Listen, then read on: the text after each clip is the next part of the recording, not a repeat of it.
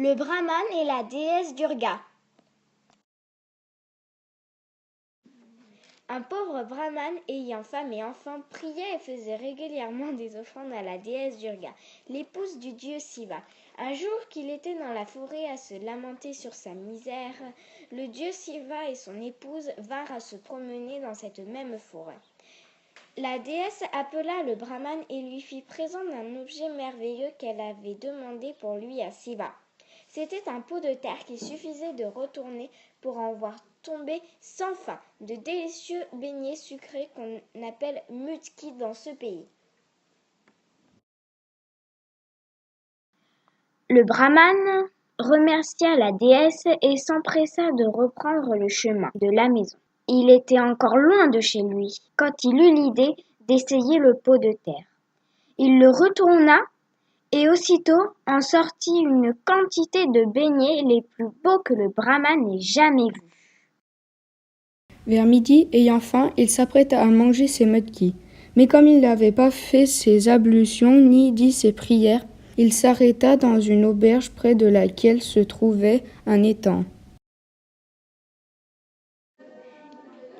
Il confia le pot de terre à l'aubergiste en lui recommandant à plusieurs reprises d'en prendre grand soin.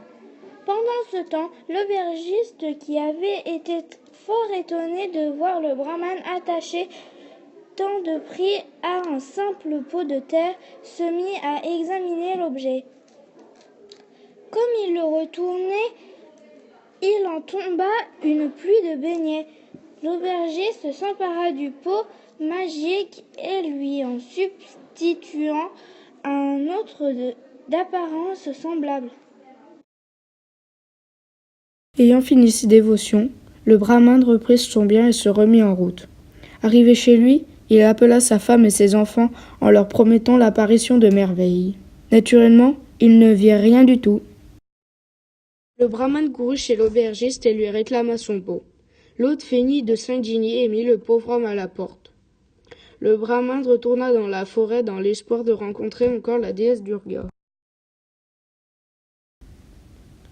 Il la vit en effet et elle lui donna un second pot de terre. Le brahman l'essaya bien vite. Il le retourna et il en sortit une vingtaine de démons d'une taille gigantesque et d'un aspect terrible qui se mirent à le battre. Heureusement, celui-ci eut la présence d'esprit de retourner le pot et de le couvrir, ce qui les fit disparaître aussitôt. Le brahman retourna chez l'aubergiste et lui fit les mêmes recommandations que la première fois. L'aubergiste retourna le pot de terre et fut roué de coups, ainsi que toute sa famille. Il supplia le brahman d'arrêter les démons. Celui-ci se fit rendre le premier pot de terre et il fit ensuite disparaître les démons.